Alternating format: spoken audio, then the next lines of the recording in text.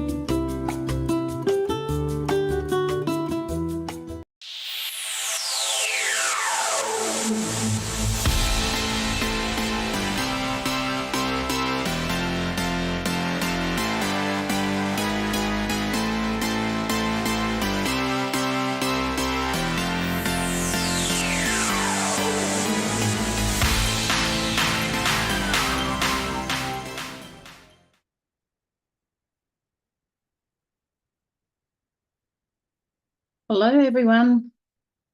Hi, it's Narelle Warcon here. How you going? Lovely to see you all, and thank you and welcome to the Who, What, Where Wednesday with Narelle Warcon and some of my wise words. Today is the 24th of July, which is Wednesday, 2024. So thank you everyone for being here. If you'd like to pop in where you're coming in from, that would be fantastic. And yeah, love to have an open communication within the chat. If you feel like at any time you want to ask a question, please go right ahead. So for everyone here, it's evening here, 8 p.m. Queensland, Australia time. And I'd like to welcome all those coming in morning and afternoon as well. Sorry. The topic for today, I sort of had to have a think about it, and I think I do that each week. You know, you think about what can bring sort of the most, and like I said, for the next couple of weeks, I'm talking about things that I've experienced in life so that it may be able to help others with what they've been through, going through, or may yet go through, which is a bit sad, really. So the topic today was feel the fear and do it anyway. So how many times have we felt the fear? I know for me, many times in my life, I have been in a situation where it's been very fearful. You know, having lived through that sexual, physical, mental abuse, there's been a lot of fear in there. But what about our work? You know, what do we do? How did we get to where we are? You know, what sort of jobs have we had? These things are all really, I think, important to know where you've come from and where you're going. So I'm not going to go right back, because if I did that, it would take another book. So when I was a child, though, we had our chores, and one of those was shoveling cow manure in the dairy when mum and dad were on the dairy farms. But leaping forward many years later, in 1990, my sister approached me, my elder sister approached me and said, hey, there's a florist for sale up here in Bundaberg. I was living in Brisbane at the time, or the Sunshine Coast. And we were looking into it. I'm a florist by trade. I did a lot of training right from school age, right through, worked in some fantastic florists in Brisbane, some of them very, very creative. So that passed on to me. My mum also loves flowers. Excuse me. And mum was an avid flower grower, and also she used to enter her flower arrangements into competitions, into the local shows and things like that in a small country town, winning, you know, quite a few prizes and things like that. So my love of flowers sort of came down from my mum. So in 1990, yes, I said to my sister, let's have a look into this. But what happened was the florist was so expensive to buy it that we decided to open ours from scratch. So we found a location, we went shopping galore to fill the shop with artificial flowers and baskets and teddies and anything you could possibly use in a florist shop, we had to source and fill the shop with. So on the 18th of June, my son's sixth birthday, we opened Westside International Florist. and in Bundaberg, which was my hometown, where I was brought up, where I was born. And yeah, it was just a really wonderful thing because of everything that I had been through and still going through. To be able to have my sister and her husband support myself and my husband at the time and go forward with this. You know, when you go into a business, now, even though I've been a florist for many, many, many, many years, you don't really know when it's your own shop how that's going to come across. You know, how am I going to do? How much money am I going to make? You sort of have an idea, maybe a business plan to a certain degree, but you go in sort of a little bit blind to start with because you don't know. You know, if people are going to come across, there was already about 5 or 6 florists in the same town. So we were going up against competition that had been there for many years. The thing, I suppose, is face the fear and do it anyway was one of those things that I suppose we had to do. You know, it was something that I was good at. My sister and her husband supported the business for 12 months, working and doing what she could and in the business. And then after a year, they said, that's it. They were getting older and they basically wanted me to take over. So that's exactly what I did with my husband at the time. And I say at the time because my husband passed away 2 years ago. He was my ex-husband. It's been a long journey through that as well. But back to being a florist. So my marriage actually broke up a few years into the florist. I had the florist for about 7.5 years. My marriage had broken up in that time. I'd had fallen pregnant to my husband just prior to our marriage breaking up. I had my second child, my first daughter, very preemie again, 9 weeks early.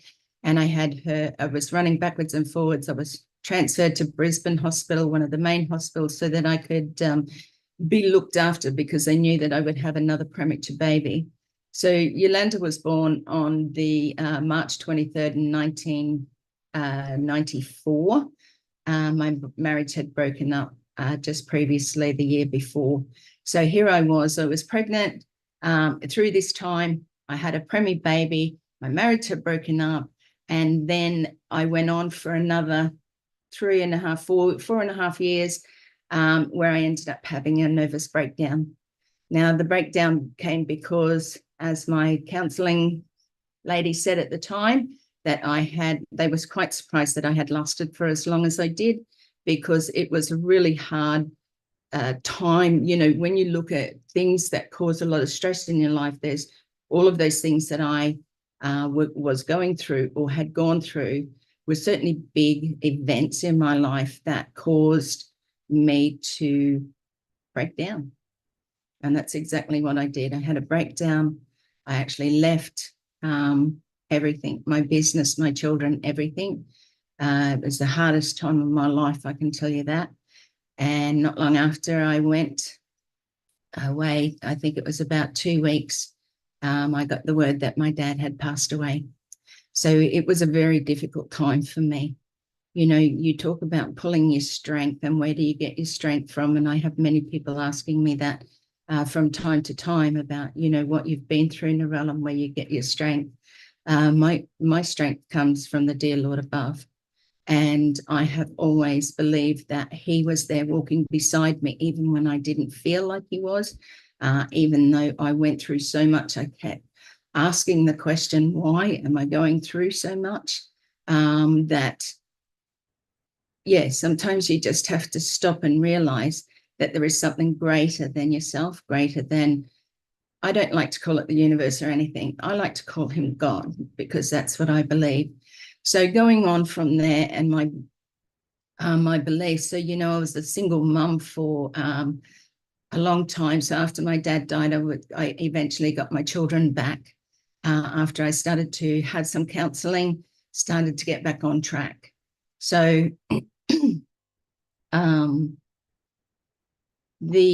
you know, face the fear and do it anyway. So that's what I had to do. Sorry about that. Just having a moment. So I just want to ask you a question. So were you, or do you know, a single parent, or do you, feel, what do you feel is the hardest thing in raising children by yourself? Now, I'll give you a couple of suggestions. Not enough money, not shared care, which is very important because I think the children need to have a relationship with both parents, whether the children are living full-time with their mum or dad. I think this is really important about shared care. I can say throughout my whole life, there was very little where I had somebody help me with the children. And again, it makes you stronger, right? And the hardest thing I found was being both the disciplining parent and the loving parent. They were hard times, when you have to be the strong one to say, hey, no, this isn't going to happen. You can't do that. There's no sending them to their father and saying, well, you ask him, or having that support beside you to say, this is us together, and how we discipline the children. Anyway, moving on from there. So feel the fear and do it anyway. So jumping forward a little bit from there. So in 2005, I decided to apply for a job in the coal mines. There was more acceptance around that time for women applying to drive the big yellow dump trucks. So why not? I was willing to put my hand to anything, I suppose. I knew it was going to be hard work. I was already 43 when I was applying. So I did a couple of courses. I went and got my truck license. As you can see, this is my beautiful big truck in the coal mines, and that's me standing there. So yeah, it's just incredible. It's really phenomenal, and you really don't know what you're in for when you start in that situation. So another one was face the fear and do it anyway. Oh my gosh, here I was applying for a job. Two jobs became available in this time when I was doing courses and getting my truck license and things like that. Now, the companies that were employing wanted two women aged between 18 and 25. I was 43, but I am a very persistent and very consistent woman, and I wasn't going to give up. So it was one of those things that, sorry, excuse me just one moment.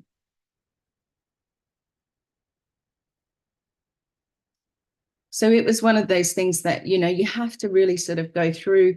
You have to be able to portray that you're going to be able to fill this position. Mind you, I was 43. I don't know how they thought an 18-year-old and a 25-year-old were going to actually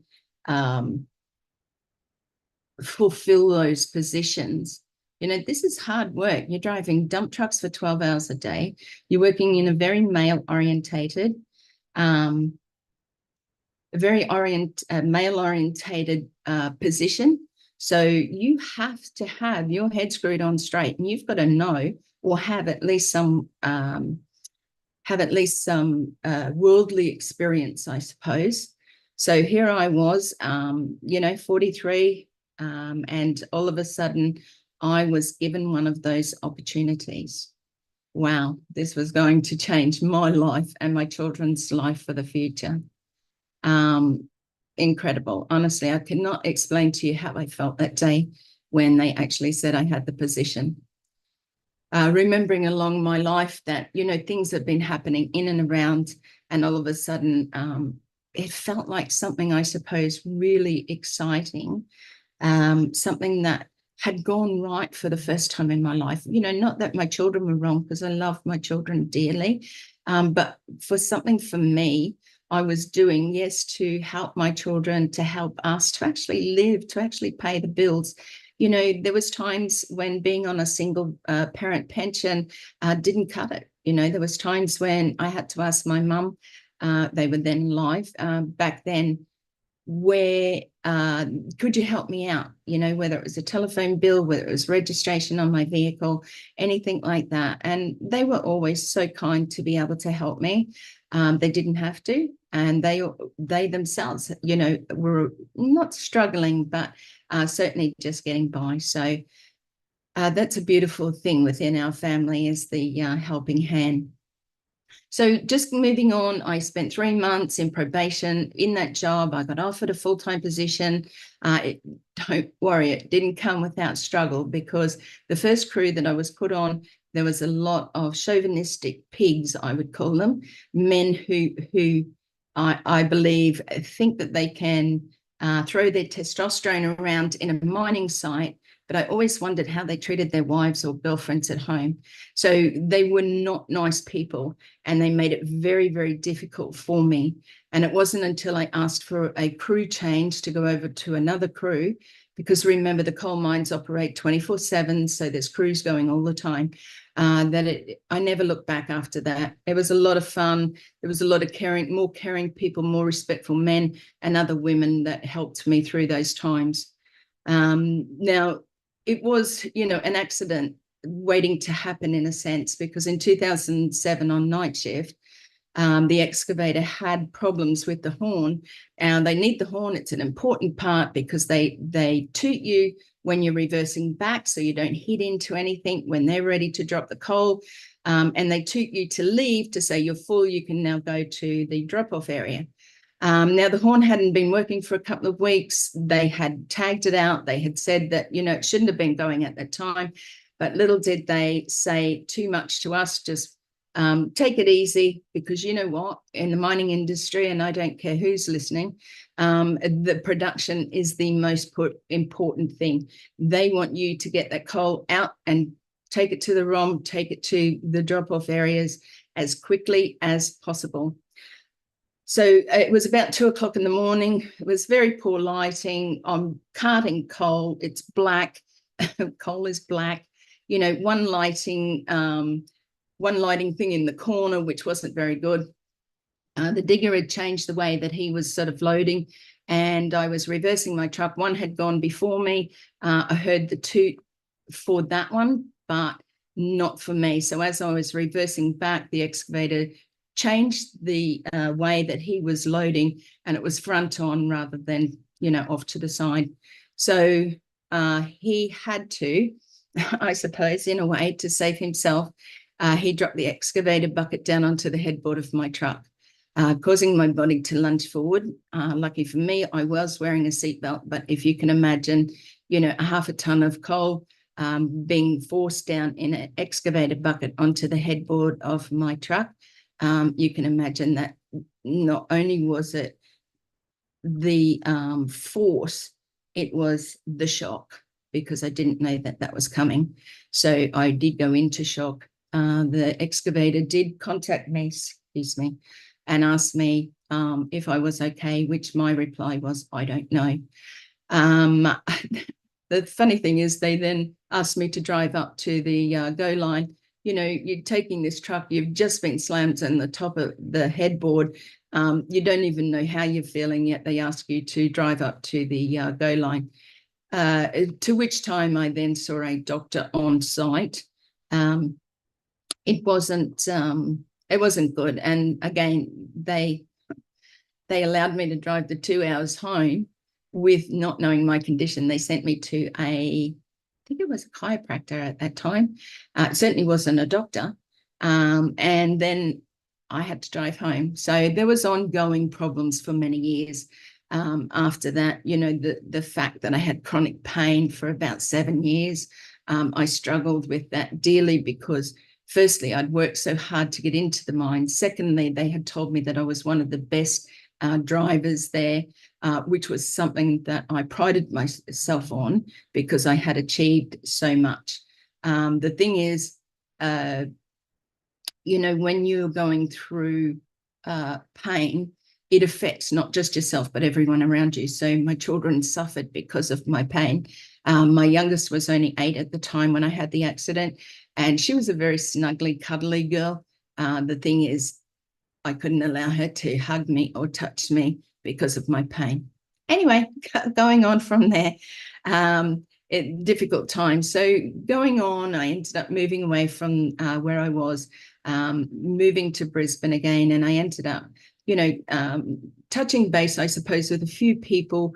And after a while, I got a part-time job, not selling cars, but definitely the aftermarket lady in the car sales places, about 5 different car sales places.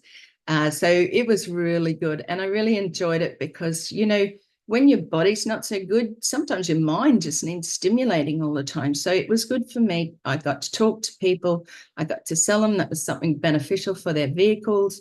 And yeah, that was sort of a very easy job to go into. I ended up getting a full-time position from that, had my own office. I used to take myself flowers and it was good fun.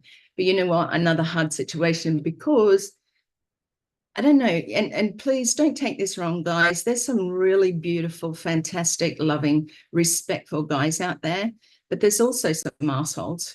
And those assholes are the ones that make it hard for everybody in life, whether they're going through something or not. I forgive them for that.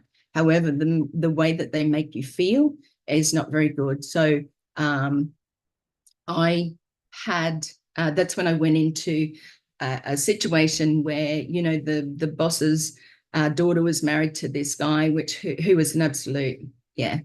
Anyway, I believe that part of me having a heart attack was because of so much stress in that position. I'm not saying he's fully responsible, but I'm saying the situation that he put women into in particular was a horrible thing. So face the fear and do it anyway. So I had a heart attack. I faced every fear I possibly could with that, and have learned to come back each time from where I've been down, where I've, not been sort of able to, where you think you can't get back up, but you do. So just quickly, I went on to write my book in 2012. I have a website, narellewarcon.com. It's very, it's become very much a part of me of releasing who I was and what I had to go through so that I can help others. So in the getting the job and everything like that, it was a big, again, a big movement for me because, I had come down with having such bad injuries, and now all of a sudden I was rendered useless because I'd not only had a heart attack, but I had open heart surgery.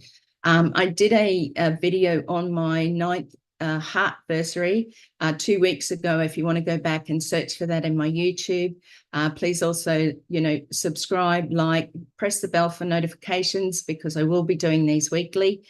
If you have any questions that you'd like to share, that would be great. I do have a couple of little quotes, I suppose, that I read today. And the first one was, remember, every professional was first an amateur. So start your dream now. You are never too old to start something new. Look at me. I'm 63. I'm doing so much now, and I will go into that next week a little bit more. But you know what? It's really important that you believe in yourself. Believe in your capacity to do good and great things, because inside there you have a heart, and that heart really wants to help others. So believe that no mountain is so high that you cannot climb it. Nothing is ever out of reach. It seems like it is, but each day you take a step towards that is a step closer to achieving what you want to achieve in this life.